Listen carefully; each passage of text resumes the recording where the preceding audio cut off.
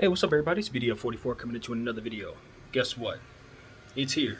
It's finally here. The video I've been saying that I'm going to do for the last 3 weeks to complete my talk series. The Houston Rockets video is upon us. Finally. So, let's get to it, man. I've done a lot of homework on this team. This is a team that's one of my very favorite teams in all of basketball this season. I'm not a Houston Rockets fan historically or anything like that. I just love what they've put together. This team is owned by Tillman Fertitta. The GM is Raphael Stone, brand new GM, done a fantastic job thus far, if you ask me. And they got Coach Steven Silas in place, who has a very young and exciting team to coach going forward. I hope he gets a fantastic opportunity over the next several years to hang with this team. I know he's earned that for many years. He's been an assistant coach, came in right at the peak of the Harden situation where he was asking out, and just it looked like he was going to get off to a bad start with ultimately a broken team to start his tenure. But that's not what's going on there. What happened was they were able to get rid of James Harden for a solid return, and they have one of the best young cores I've literally ever seen. Like, not only in the league, maybe ever seen, that they've just put together, full of talented players that they found out of nowhere, thanks to some things that worked out, guys that they developed, that they got from second round, guys that they did a good job in picking up all of their picks over the years, stuff like that. They just were able to find value just about everywhere they looked, and got some luck in the draft as well. So, you talk about teams that try to put together, picks and things of that nature, hoarding picks, trying to figure out what to do with the picks that they hoard. From where I'm sitting, it looks like the Houston Rockets showed the world how to do it. They did a fantastic job making each and every asset that they've gotten over the last couple years, turning them into something that they can use that aligns with itself. Play pieces that align with one another in time, in terms of the timeline, and also just in terms of how they play. They should be able to fit with one another. So I love this situation, and the first thing we got to talk about, though, before they can move forward, they have to figure out what to do with John Wall. Now, John Wall is obviously a player who played most of his career with the Washington Wizards out of Kentucky. One of the great two-way point guards in basketball. Is known for being a defensive blocker, someone who blocks shots on the defensive end from the point guard position. One of the great shot blockers of all time at the point guard position. And also someone who profiles as a very, very athletic and fast speedster facilitator. I would say he's pass first, to be completely honest with you guys. I know that that varies, but having watched John Wall and having had him on my fantasy teams for many years, I can honestly say he does put a significant effort in on his facilitating and making sure that he racks up assists and making others better. So I would look at him as one of the better, more underrated facilitators in basketball. And really it's underrated because we haven't seen him in a couple years. But I think he will immediately, once he gets back to playing at his normal rate of minutes, he'll get right back up there as being one of the top, probably 5 assist men in the league, maybe even higher than that. So I think the world of John Wall is a facilitator, and I think he's going to make people better wherever he lands. But as of right now, he's put in a trade request and has agreed to not play for the Houston Rockets at all. It's an amicable situation, not amicable, but what's the word? They both agree, is basically what I'm trying to say to you guys. Both sides are very happy with one another, and they're just going to agree to sit out and try to find a trade partner that will take on John Wall's very, very expensive contract, which is pretty healthy. So I've been on record, as you guys know if you follow me, saying that the Houston Rockets need to trade for Ben Simmons. If that deal is available to them and they're able to do that deal, I think they should be able to pull that off without giving up any extra assets or picks, based on the fact that Ben and John Wall are both, in theory, very high-level salary dumps. So that's just my theory and how that should go.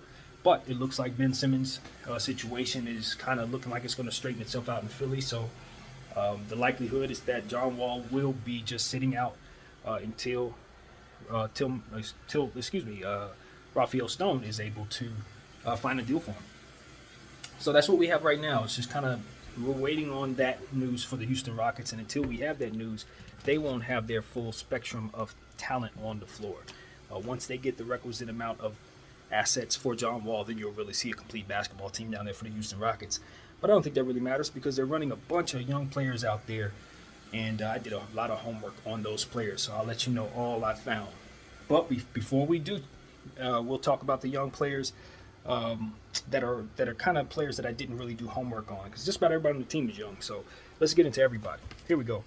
All right, first up, Eric Gordon.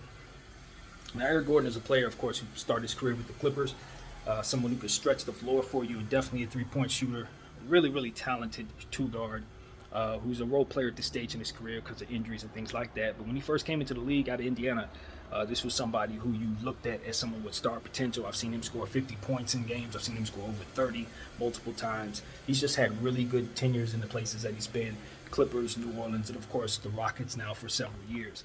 So this is just a reliable shooting guard, somebody that you know is going to shoot the three ball. You know it's going to get to the line. You know he's going to hit good free throws.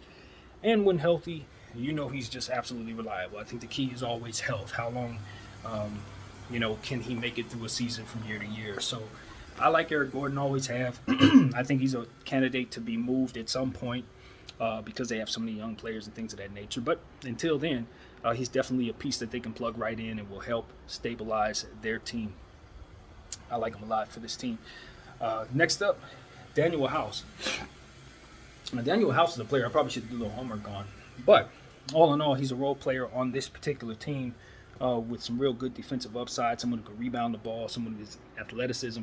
Had some issues, obviously, in the bubble. We all remember he had gotten in some trouble. And his absence from that situation ultimately led to their team kind of falling off. So it stands to be a surprise to me that he's still on the roster, but I still think ultimately he's a great piece for what it is that they have, especially now, given the nature of the roster with all the athletic youngsters that they have. He's yet another one. So, he fits right in, and I think they're going to like having him going forward. Next up, David Nawaba.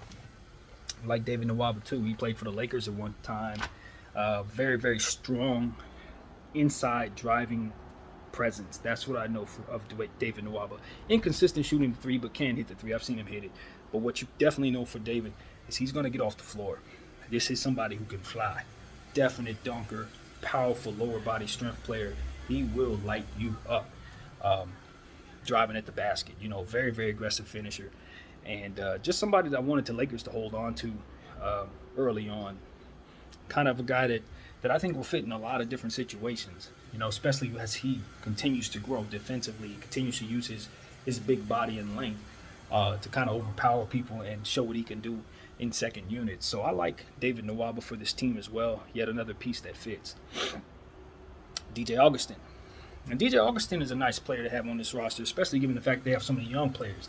Here's a guy that's a veteran, like Eric Gordon, not too far into his career to where he can't help you. A guy who's just going to give you some nice minutes as a point guard, stabilizing things, shooting the three, hitting mid-range shots, three-level scoring type of stuff, facilitating things of that nature. Just a solid vet to have on this roster at this point. And I think he'll get some minutes because of the youth on this team. So I like DJ Augustin. He has his limitations. You're not going to ask him to do a whole lot, but in second units, in third units, he can do damage. All right, next up, Dante Exum. Now, we remember Dante Exum. He was a lottery pick. He was actually rumored to come to the Lakers at one point. We had a pick that was around the area he was taken. I believe he was taken just a few spots before us, but that was the guy that we were hoping to get that year. Well, unfortunately, injuries kind of derailed his progress, kind of turned him into a role player. But at the same time, he's continuing to get better. He's still fairly young and is finding his way in this league. He's growing still. I've seen good things out of him even in the summer league of this season. So that's somebody that I think is going to help them, a big point guard. I don't know if he continued to stay a point guard as he continues his career, but I know when he was drafted, that was what his profile was, as a very tall point guard. But he can play some two as well for sure, and is probably profiled to be best at the two at this stage in his career. But nevertheless, I haven't forgotten that he has point guard skills, and I think that those skills can definitely help this team in the different lineups that they want to use. Now, The thing about Dante Exum that I definitely remember, and I'm not sure if he still has this, is he had next level first step ability before the injuries hit. That was one thing that I remember watching about him when he was first coming out. Because, of course, when you're a Laker fan, you want to see everybody the Lakers are projected to get. So I did homework on that dude, and he was fast, and he had very good handles. So I don't know how he's progressed, how his development necessarily has gone, but I can say with the type of roster that this is, if he's found his conditioning once again, he fits right in. And his big size and his ball handling ability, his ability to drive and things of that nature, is going to help this roster right along with the rest of the team that they have put together here. So this is a great fit for Dante Exum, really is. All right, next up, Daniel Theis. I like Daniel Theis, another stable guy, a young player that you can put into this center power forward situation because they have so many young players. You want to have some young players that have already proven themselves, somebody who's earned a contract in this league, but somebody who's not quite, someone that's going to be like a role player, like maybe a DJ Augustin or Eric Gordon, someone with some upside who can still get better for you. And that's what you have there in Daniel Theis. He's that sweet spot between young player with upside and guy with experience who's already done it. So that's what he brings to this table. They can start him if they want at the 5 or the 4. They can also bring him off the bench, and he can be like a 6-man of the year type of candidate, depending on his usage. They are pretty deep at his position, it seems. But at the same time, because he's the elder statesman in this with some of these youngsters, I think his minutes are going to be just intact, just fine, as long as he stays healthy. So this is a guy who's only getting better. I personally think his upside is still evident. He's growing his game, his shooting is getting around, coming around. He's a good finisher, etc. So, all in all, I think Daniel Theis is going to help them on both sides of the floor, particularly rebounding the ball and things of that nature. All right. They also have some guys on here that I didn't do homework on. Young players like Anthony Lamb, Armani Brooks, Tyler Bay, who happens to be the 36th pick from Colorado.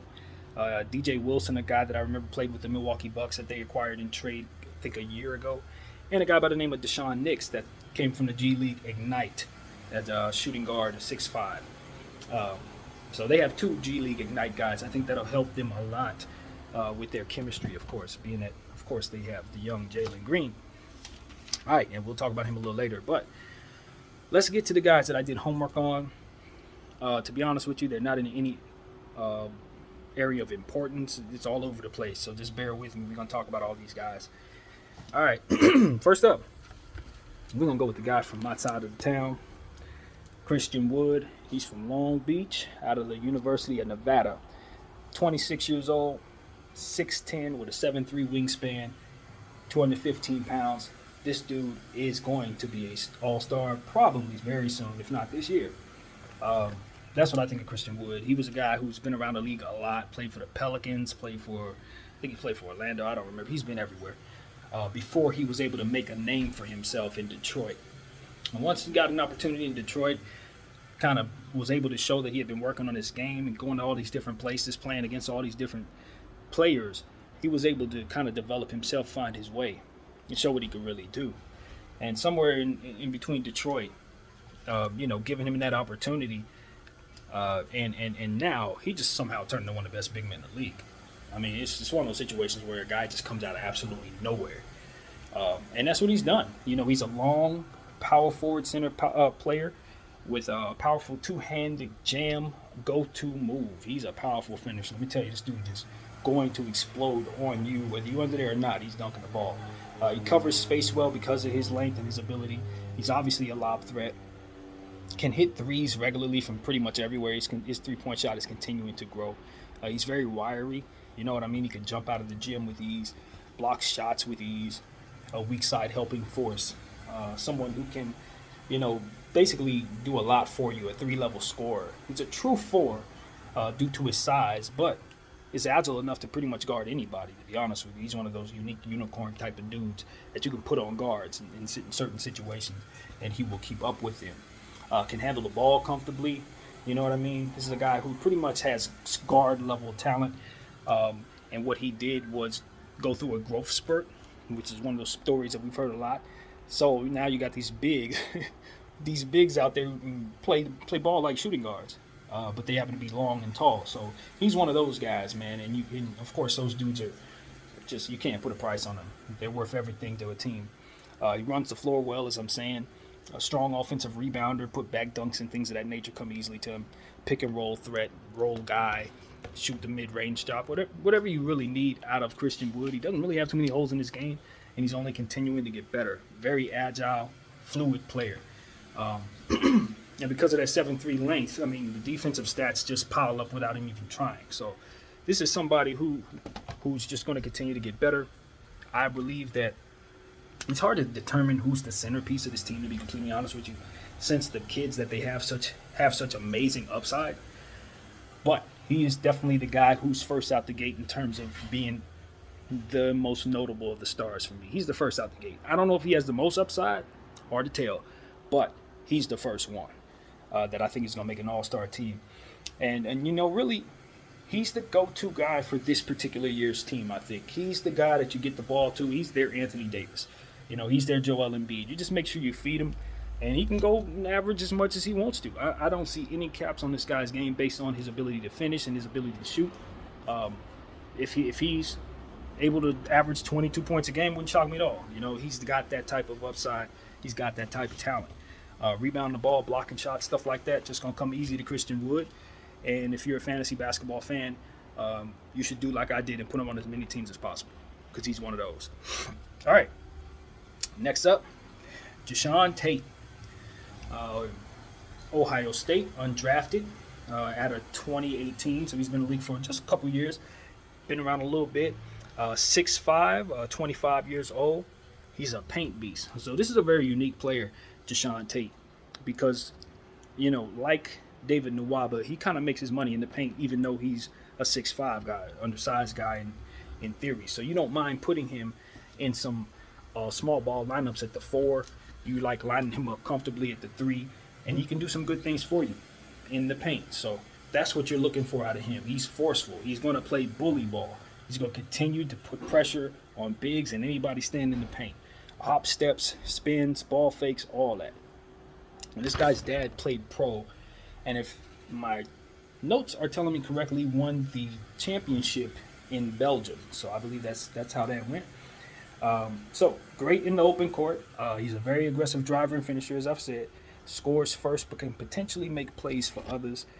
Cuts very well. Must work on his handle, though. That is not his strength. Great offensive rebounder. So that's something that I put some emphasis on. He is somebody who's going to clean up the glass. Basically a mini glass cleaner. So you definitely love that. I think of a guy like Isaac Okoro who fits that. There's a few other guys as well that kind of fit that frame. Definitely love having those guys. They play bigger than they are. And that's never a bad thing. He puts bodies on defenders. Very physical guy. Very good screener. Although he's not a good lateral movement type player. So that's an interesting thing about him. For all of his athleticism, all of his tenacity, all of the things that he does very well. In the homework that I studied, he just doesn't move very well laterally. He doesn't, like, you would think a guy like that just continues to move left and right. No, once it comes to stuff like that, he does not move as well as he needs to. So that's something that he's going to have to work on. Hip movement, things of that nature.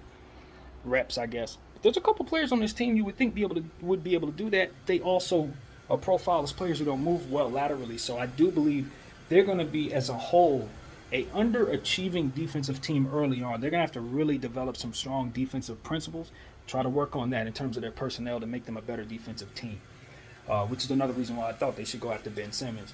But that's a whole other story. All in all, back to Deshawn Tate. This guy recovers well defensively despite those poor lateral movements. So, if he gets out of place, he's somebody who recognizes that situation and can scramble back really quickly, closes out well, that kind of thing.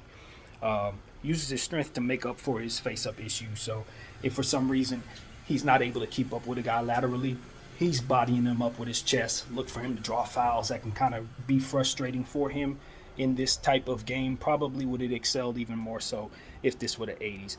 But all in all, this is somebody who does profile as someone who has defensive upside despite those limitations.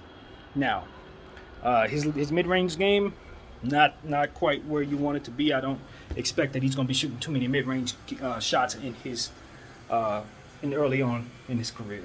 But all things are worked on. I think the Houston Rockets have plenty of players and plenty of coaches in place that can help him with whatever it is he wants to work on.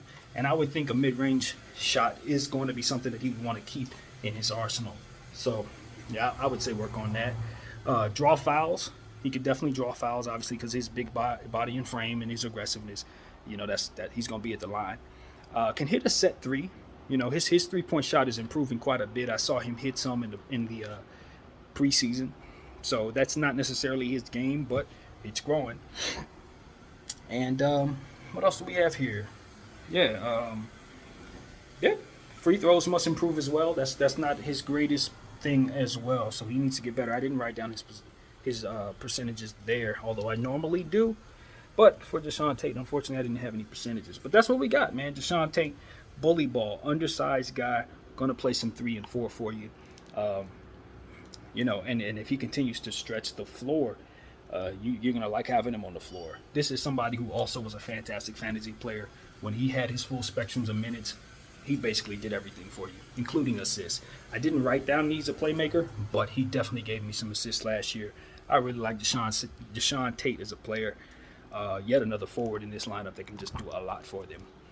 All right. Next guy, Usman Garuba. The 23rd pick in the draft out of Spain. It's a power forward center combination, 6'8", 229 pounds with a 7'3" wingspan. So this guy is long, man. He's a defensive dude. 45% from field goal, 34.8% from three, and 72% from free throw. So the 34% from three is very encouraging. You have a defensive guy who you know is going to make his money on that side of the ball. If he's shooting 34%, you're very happy with that. Very, very happy with that. And the fact that he's 72% free throw shooting, I'd like to see that improve some, but that's about the beginning of decent for me. If you're 72, I'm not complaining. So long as you're improving or not dipping below that. So that's what I got, man, as far as his shooting percentages. Now, he's a defensive guy. Definitely defensive IQ guy. That's what they're saying the most about him. Subtle but precise defensively. So he's not going to do a whole lot of stuff that's going to pop off the screen, but he's setting screens. He's doing things of that nature. He's bumping guys. He's putting people in positions, that they don't want to be in on the offensive side of the ball, pushing them out of their spot, stuff like that. He's very strong in that way. Raw offensively, but can pass some. A capable shooter with active hands. So that's what I remember when watching, footage on this guy, is that he had very, very good, very, very smart hands. Keeps his hands up. Keeps him, he has good timing, good instincts about his hands. So if you reveal your ball to him, or you bring it down too low on your jump shot or something like that, he's the guy that's going to rip it from you. He keeps some hands high, as I said, a shot blocking potential. He has good timing on ISO situations. His timing on ISOs particularly is special. So that's something that I highlighted as well. Face-up dude. If you're somebody that dribbles very well, wiggly, Usman Garuba is the kind of guy I want to put on you. I think that Usman Garuba, even though he plays the power forward center position, I think he's the type of guy that is going to be guarding Jalen Greene some of the time. He's the type of guy that they're going to put on Christian Wood some of the time in practice to give them a simulation of the type of defensive players that they're going to have to deal with.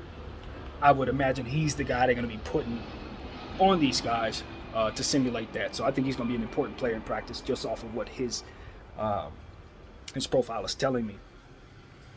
His awareness defensively is very, very high. He's gifted on the defensive end, as I'm telling you. Facilitating abilities, as I've said as well. Very good finisher. Very explosive. This guy can dunk. Pick and roll man, right? So this is somebody you feel good as the screening roll guy. Has a handle in the open court, so he's not somebody who's going to be deficient in putting the ball on the floor himself. He can do that. Two-way upside. Very strong, as I've said. High motor. He uses his length well. Makes winning plays doing dirty cleanup things. So that's an interesting thing about this guy. Usually when you say a guy is clutch, you're thinking about shots. He's clutch, he hit a shot. But what about the guy who's clutch because he got the stop? What about the guy who's clutch because he did the right play without fouling? What if those are the type of things that this guy does. He gets the strip down the stretch. Suddenly your guy think he's going to score? Nah, this guy stripped the ball. He's headed the other way. Rockets win. So Usman Garuba is a very clutch, dirty play guy. He's going to do the things that you need your team to do, the Tristan Thompson type things, the things that you want to see your dirty guy do. He's going to get them done. So, yeah, boxing out, picks, 50-50 balls, that kind of stuff. He's clutching that area. Advanced feel and anticipation, as I was telling you before, when he anticipates very well with his hands. He's just good at that stuff. But he's got to change his shot. That's the thing. His form is not good. So that's going to be the thing. Can they keep him on the floor because of his ability, his shot, which does fall, as we've already noted, 34% is good enough to be competent. So it's not like you're going to leave him out there. But the shot just, I guess, needs to be changed. So that is what has been written down. All right, so that's Usman Garuba, and we're going to move on. All right, man. Now, this is a player I'm super excited about. I found out about this guy. Well, I knew of him, but I didn't know he was good until last year around, I'd say, when he first got to the G League. And it was rumored that, he was somebody that other teams were already looking at. But the numbers that he was putting up this one particular week were just Hall of Fame numbers that he was putting up in the G League. I don't exactly remember what they would look like, but they look like James Harden numbers. He was eating the G League up alive. So it was no way he was staying there for any length of time. This guy's name is Kevin Porter Jr. out of USC. He was the 30th pick in the draft back in, I didn't write it down. It's probably back in like 2020, something like that, 19 maybe, something like that. I'm sorry I didn't write it down. But the problem with Kevin Porter Jr. was off the court stuff, and because of it, his draft stock was not where it needed to be. And that kind of got him off to the bad start with the team he was on, Cleveland Cavaliers. They just didn't give him the role. And to be honest with you, now that I've done homework on this player, it's even more egregious how that whole situation went. I guess they had taken his locker and given it to Taurean Prince. Look, Taurean Prince is a nice player, but now that I know what Kevin Porter can do, I would have been throwing food at people too. Honestly, like I literally would have been that upset because Kevin Porter Jr. is going to be a star in this league. And I'll tell you why. Kevin Porter Jr., they call him Not Zay. Don't know why that is, but that's what I wrote down. 47% field goal percentage, 52% free throw shooter in college, which I know has increased quite a bit since then, so I wouldn't be too worried about that free throw percentage. That was a while back. And 41% from the three. Shot 41% from the three in college, though. That's good. Very good. He's a counter move expert. So when we talk about guys who have natural ability as it pertains to ambidextrous ability, just overall feel, read and react timing stuff, reading what the opponent's doing and being able to react well to that. I think of an athlete by the name of Floyd Mayweather. That's who comes to mind, who can literally defend well, but more so, he's obviously the greatest defensive, fighter in the world. But I think what I'm trying to refer to is his read and react ability. He's swinging at you, he can counter that. You're swinging at him, rather he can counter that. Anything you're doing, he can counter it. It doesn't matter what you're doing, it doesn't matter how fast you're coming at him, he can counter what you're doing. Kevin Porter has a natural ability, God-given, touched by the sky, counter move genius. He just has that ability, and because the ball is so comfortable in his hands, because he has the ball on a string, as they say, he's essentially able to do whatever he wants at all times.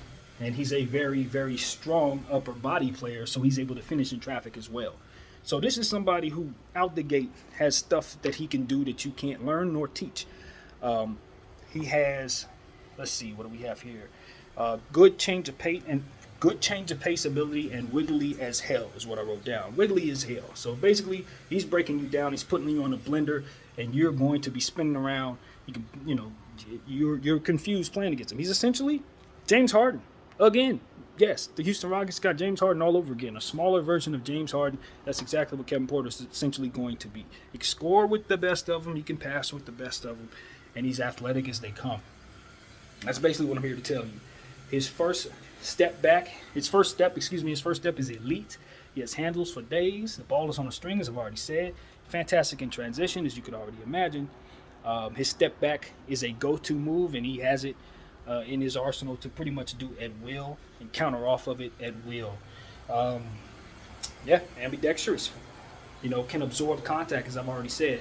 Jumps higher and faster than most. Again, this is an elite athlete. This is not just a regular guy walking down the street. He has certain things that he can do with his body that put him at an elite level even before he even learns the game of basketball.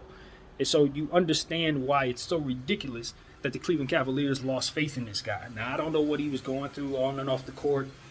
I have not a clue. But what I can tell you is, whatever it is that he was going through, it would have been best for the Cleveland Cavaliers to invest in this kid and try to figure it out. Like, literally figure it out. Because what he would have been is your franchise player. I'm telling you right now, I love what the Cleveland Cavaliers have in Colin Sexton and Darius Garland. I would never say that those guys are not going to be star players, because I think they are.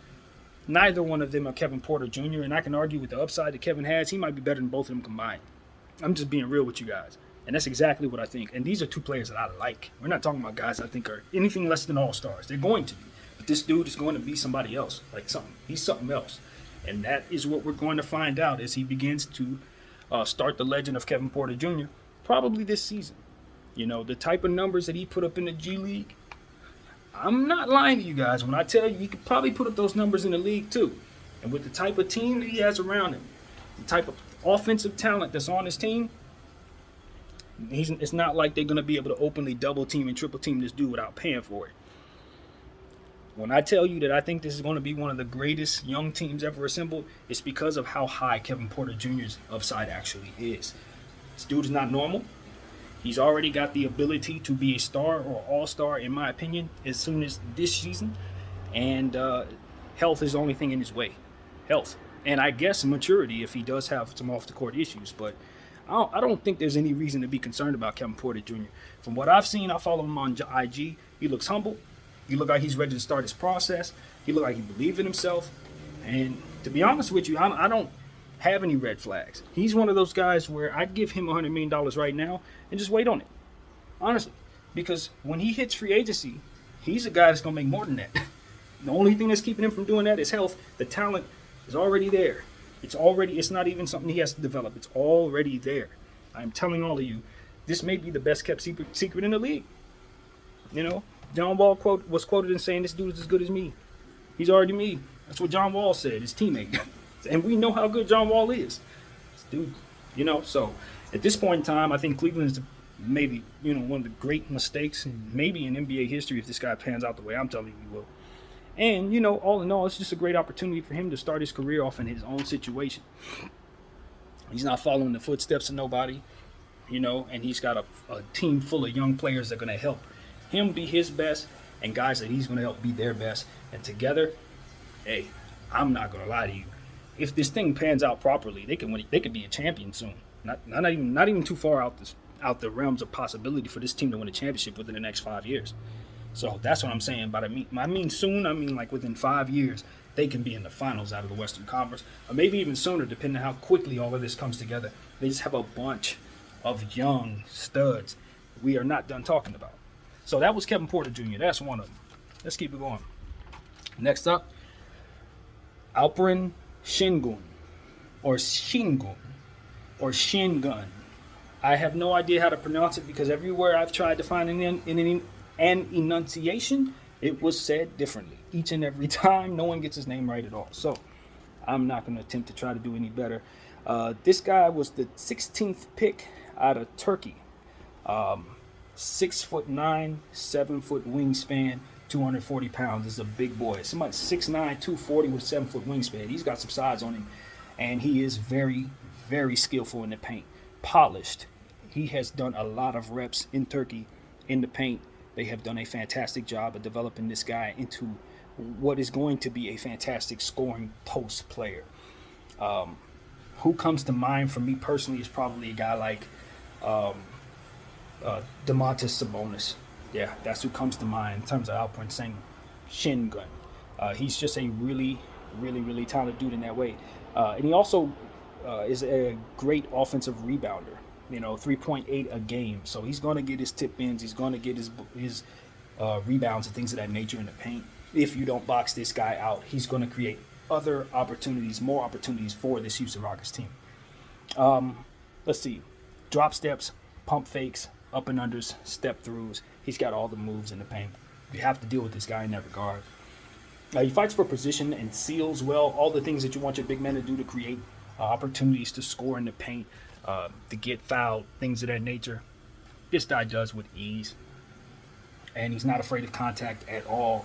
Will attack the rim.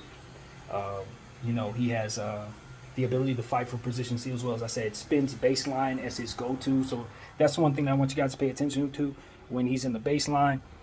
He has a go-to spin move. Like that Black Shadow Shaq move, he does that. And he does it very well, up and unders, things of that nature. He's finishing. So do not feel comfortable. He will roll off of you. Let's see. Great footwork just in general in the paint. Good in pick and roll situations as the roll man. As I said, that's also something he could do. Very good hands. Will attack the rim in transition. Aggressive driver. He's not like the most capable ball handler, I would say, just watching him. But he's very comfortable putting the ball on the floor for what it is that he does. In other words, he ain't doing ins and out moves and all this other stuff. But he's very comfortable putting the ball on the floor and driving it himself in transition. If he has to do it, it's getting there, and he'll get it done comfortably. So it doesn't look very pretty seeing him do it, but it's definitely something he's very comfortable doing. I'll say that much. He's an aggressive driver, very solid post playmaker. So not only can he score in the paint with all of these different moves, but he also passes out very, very well, has good instincts in that way, makes good decisions from the top of the perimeter as well. So they ran a lot of sequences with him in Turkey where he would be he would have the ball, I guess, at the top of the key, and he would make passes to just about everybody, whether it be to around the perimeter or interior as well. So that was something I noticed they ran quite a bit, and he's very comfortable doing that. So if you get him top of the perimeter and he's asked to create, he's not going to necessarily shoot the ball, but he will make the right play from that position. So that's a comfortable spot for it. And he has set shot potential from there as well. So even though he only shot 21% from the three, what you see is a good set shot that's beginning to fall. So you would think that he's going to be able to climb that at least up to 30% in the pros, and maybe with reps he can climb into something that's even better than that. So very capable in the open floor, as I said, doesn't mind putting the ball on the floor. Solid post playmaker, good instincts. All that's been said. At the end of the day, I think Alperen is an all-star candidate 5-6 years from now. This is a guy who can do a lot for you in the paint, scoring the ball repeatedly. Very, very, very high field goal percentage, 62%. That means he's automatic. He gets down there, he seals you, and he uses his smarts to score. And if he's already doing that at this age, if he continues to grow, it's no stopping this guy. So he's one of those guys who's automatically going to rebound the ball and score the ball. In other words, double threat already. So in my opinion, looking at him, I love the role that Kelly Olynyk had on this team last year. If only he could shoot as well as Kelly Olynyk, his numbers would probably be just as high as Kelly's. The role is just made for centers that can do the things that this guy can do. So I love the role, love the player. Yet another star kid in this collection of fantastic star kids. And let's keep it going because we got more. All right, next up, Josh Christopher. Jumped off the page. Now, this was probably the very last player in the draft that I needed to find out about. He was the last one I found out about, unfortunately. Like, this was the last guy that I can honestly say I did homework on from this draft that had real upside. So, at all this time, people knew of Josh Christopher, and I wasn't speaking of him. It's because I literally didn't know they had this guy. He is a 6'5", shooting guard with 6'8" wingspan. So he profiles as a very long shooting guard. You love that. He shoots 43% from field, so he's okay finisher, pretty good. 30% from field goal, so that's not great. From three-point field goal, shooting a 30%. It's kind of like Sengun, honestly. Similar numbers there. But like Sengun, he's also very good from the line. It's 80%. So you're very happy with him getting to the line and finishing inside. So in other words, Josh Christopher kind of profiles as a non-shooting, physical scoring guard. Very explosive dunker, transition nightmare. 86% in transition. So this guy is scoring in transition just about every time. If he's in the open court, good luck. It's going in. Whatever it is, it's going in. He loves to run. Very, very good first step. Definitely good at creating separation. He has a very good handle. He puts the ball on the floor and he does it well. Good in traffic, crossover, hang dribbles, ins and outs. He can do all of those things. And he can finish through traffic. Now, he's not a good three-point shooter, as we've said. Shot 30% in college. But check this out. He shot 48% over his final 6 games in college. 48%. So he went from being a bad three-point shooter to an excellent three-point shooter in the final 6 games of his college career. So that should tell you that there is Anthony Edwards-like shooting potential there with that kid in terms of turning it around in dramatic ways. You know, that type of production you don't see every day from a guy who's struggling in an area till he turns it around and becomes elite in that area. That's very special.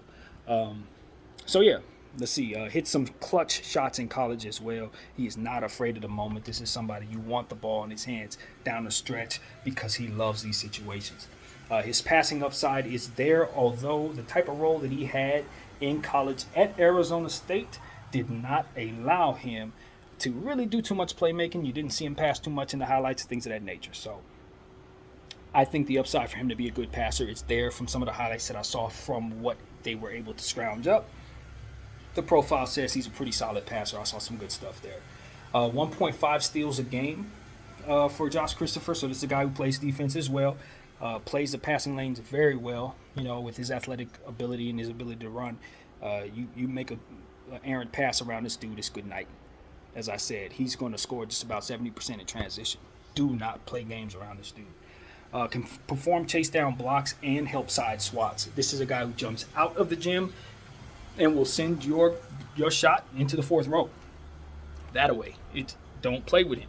Just because he's 6'6" does not mean that he's not getting off the floor. 6'5", does not mean he's not getting off the floor. He will block your shot, and he does a lot of things athletically. He's an explosive dunker, all of that stuff. Definitely going to ignite your crowd. His physical tools tell you that he's a good defender, but he's going to need a little coaching on that side of the ball to ultimately make him his best, and that is Josh Christopher for us. Yet another high-level shooting guard on this team who can do a lot of things in the paint. And can shoot the ball a little bit if he continues on as he was at the end of the college career. So, let's go. Let's keep it going. Next name up, check KJ Martin, also known as Kenyon Martin Jr., a.k.a. I think they had a nickname for him. Wasn't there? I thought it was. Maybe not. Anyway, no. Right-handed guy, but he finishes left. Now, this is the thing about him. There was a guy by the name of Eldon Campbell that used to play for the Los Angeles Lakers, had that same kind of thing going on. For whatever reason, this right-handed player only wants to finish left. Loves to dunk, can jump out the gym, but if it ain't a two-hand jam, it's a left-hand jam. But he's a right-handed player. Do not force this guy left. That's the moral of the story. This is one of those confusing players where if you see him on the court, he's driving with his right, he's shooting with his right, and you think you can force him left. And you continue to force him left, and it confuses the hell out of you because he continues to force himself. He continues to score with his left hand with ease. What you want to do is force him right, because for whatever reason, he does not like to finish with his dominant hand. So I don't. That's very strange, but I think it works in his favor quite a bit. All right. So he's a tweener, man. This is a guy who's, got some size on him, but ultimately, I think at this point, you're just saying you're not really sure what position he plays. He's a dunker. Definitely somebody who can dunk like his pops. Explosive dunker. Lob threat. Fantastic in transition. And he's the roll man, in a pick and roll. That's where he did most of his damage. Definitely somebody you want to continue to put in that position. Very good catch and shoot player. Now, his spot up ability is pretty solid. He's a decent three-point shooter, but you want to see him improve there. Shoots with his right and finishes left, as I said, just like Eldon Campbell, which is really, really funny. Passes well from the inside of the paint. So this is a guy who kind of finds himself in situations where he's driving into paint. and then maybe won't be able to finish because he's a little undersized or whatever. He makes good decisions in those situations and finds himself getting out of the paint before that 3-second call. So he's good in those specific sequences. But unfortunately, he finds himself in those situations, so that's something you don't want. But ultimately, he gets out of them. He's very good at passing from inside the paint, as I said. Good at creating, giving go opportunities. Very, very good at that. At his timing and his give and go. He's gonna, if he has a player that has pretty good give and go ability, he's gonna turn it into some points. Very good lateral quickness. Unlike some of the other guys that we've mentioned that don't really have that in their arsenal, this guy can move with those guys and keep up with those guys.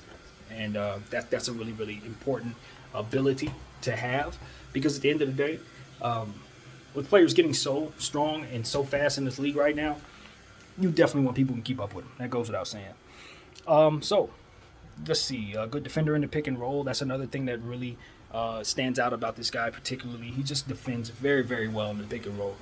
Strong potential defensively in general. Contests very well at the rim with his vertical ability. This guy takes verticality very seriously because his dad was a big Kenyon Martin. He understands how to stay vertical like centers do. A player that's really, really good at that, that stands out for me is Ivica Zubac. He just knows how to keep his arms up and stay down. And even in sequences where this guy may bite on a pump fake, he still manages to keep his arms straight up and remain vertical. So that's really a standout skill for KJ Martin. He's just better than most of the players that you'll find in his range. So yeah, that's something to talk about. High IQ because of it. Like I said, this game is a gamer. He's been around the game his whole life. His dad is a player who's was the first pick in the draft at one point and had a lot of success, been to an NBA Finals and things like that. So this is someone who knows the game. He's been around guys who knows the game, and this is somebody who's ready to show that he knows the game and can play it. So I like KJ Martin quite a bit. He profiles as a player who has star potential. He's just going to have to figure out just certain things about his game that'll come as he grows. But he's yet another high-level athletic player on this Rockets team that you have to deal with. Most importantly, you have to pay at some point. All right. And last but not least, and of course this is not least, that goes without saying. Some of y'all are like, why it take this long to talk about this guy? He's just the last one I did homework on. That's all it is. Jaylen Green, the number 2 overall pick in this year's draft. G League Ignite star. This was a guy, look, if you go back in the old videos you watch me, my position on Jalen Green was always that of this. Jalen Green is a fantastic guard, shoot, small forward combination, but he's going to do guard and small forward things. And in my mind, before doing homework on him, no matter how good he is, you don't want to take him over, say, a Evan Mobley because of length and stuff like that. Well, I did homework on this kid, and now I understand why you definitely consider taking him over Evan Mobley and players like that. The reason why you take Jalen Green over those guys is because Jalen Green is the type of athlete that you say is a great example of human evolution in the world. Like, you look at guys like LeBron James, look at guys like Zion Williamson, look at guys like Giannis Antetokounmpo. Jalen Green is one of those for his own reasons, though. Not because he's over strong or overly long and gifted like Giannis in that way. This guy is a human gazelle. That's the thing about Jalen Green. He moves different. He can move faster than most. He can cover ground quicker, just as a gazelle-like guy.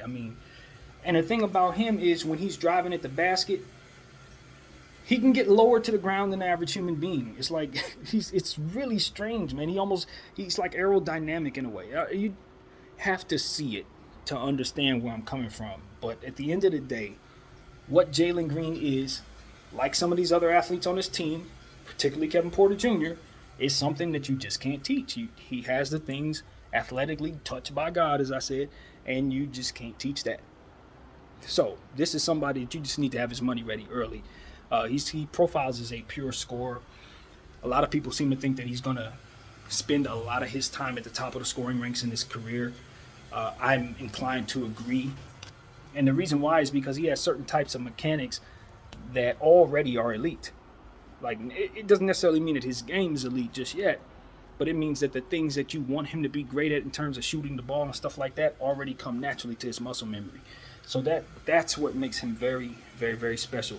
He's an all-world, all next-level athlete, a gazelle in human form, transition nightmare, lob god, the wiggly goat, possibly. And if you've ever heard me talk about players who are wiggly, players who have a lot of ability, moving from left to right with the ball in their hands, getting to their spots, driving at the basket, just being able to have handles, stuff like that.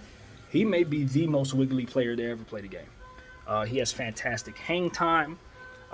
So when he's driving at the basket, he can do all that stuff where he's pumping and stuff to get the ball out of your way. Kobe stuff, midair adjustments. He can do those things with ease. Can stay in midair for a very long time, it seems. Finishes in traffic because of his ability. With all that I said, he just finishes over people. He has handles for days, change of pace. He can change his speed, crossovers, step backs, all that stuff. Pull-up game is very strong. I said step backs as if it were an after statement, but it's not. This guy is a step back king. He can do step backs with ease. He has all types of step back mechanics that are very, very difficult to guard because of his ability to create space and just jump around, stuff like that. You just have to respect his jump shot. You have to respect his first step, and because of it, you're always on your toes dealing with this dude. His mechanics are just off the charts. So, he creates shots off the dribble with ease. Smart cutter, good playmaker, high IQ, strong instincts, stuff that you just can't teach an athlete, You can see the game in slow motion because he's just another level of human. Pick and roll threat. Has developed skills in the G League that have allowed him to kind of get used to the type of bodies that he's going to be going up against, grown men, things like that. He ain't been bumping up against college kids. He's been dealing with G League players who, really are going at it. He was coached by Byron Scott. So this is somebody who I know has had some tough coaching and some good, hard-nosed coaching that didn't play no games with him. I know that for a fact. And, they put him in a position to shine, too. That's why he ultimately ended up the second pick in the draft on top of all the things that we've talked about. So I love the G League Ignite for what they were able to do for some of these players in this generation. And Jalen Greene has shined tremendously. Maybe overall the best player to shine in that situation. And, really looking at this Houston Rockets team after talking about them, I still feel the same way. I think this is one of the greatest young teams ever assembled. And it's really because of the combination of all of these young players, but particularly because of Jalen Greene, Alperen Sengun, Kevin Porter Jr., and Christian Wood. I just think when you have those particular players, that makes you crazy great. Like the ability for all three of those players to be out of this world great is there. You can truly see it. As long as they stay healthy and stay together, keep that good coaching in place, keep good players around them, I think this team could win a championship in a couple years. I just don't know how the heck you stop that trio. I look at this as a super team in baby form. Remember when OKC was first put together? It's exactly what I see here. And so at this point, it's just, waiting on them. Could they come out and be super duper stars this year? It's possible. With the type of talent they have, yeah. It's more likely that they win about 32 games, so it's more likely they struggle. You know what I mean? These are young kids. But at the end of the day, I have to admit, Christian Wood and Kevin Porter Jr. are two guys that I think can make all-star teams as early as this season. And will not be surprised to see them both there. With this team winning as much as 40 wins a game, 42 wins a game, because that's how much star power is already in place. They just need to be able to find it all coming together and ultimately just getting these guys to mature together as they're going to. But the good thing about them is they're all the same age, basically. They're all young. There's no rush for them to win now. There's no push for them to even lose so they can get more lottery picks, because needless to say, they don't need any more lottery picks. The only thing this team needs is time. There's literally nothing else to do. The rebuild is complete in my mind. It's time to just make sure everybody's paid and in stone for at least the next 4 years and let them rock, because this is a team that is going to do damage and they're going to do a lot of it. It's that simple. There's nothing else to say. Thank you guys for watching all of my series. It's so many videos that I've done with so many hours of homework, and it's finally complete. Had a long time trying to get this one done. Went through a tough week last week with some personal stuff, kind of knocked me off my toes. But I've told y'all I was going to get this done, and it's complete. All 30 teams are available, broken down my way on my channel. Go check them out, the Talk series. I thank you all very much. My name is BDF44. I'm going to go celebrate. This thing is complete. It was a big time goal for me. And I hope you guys enjoyed this video. Peace.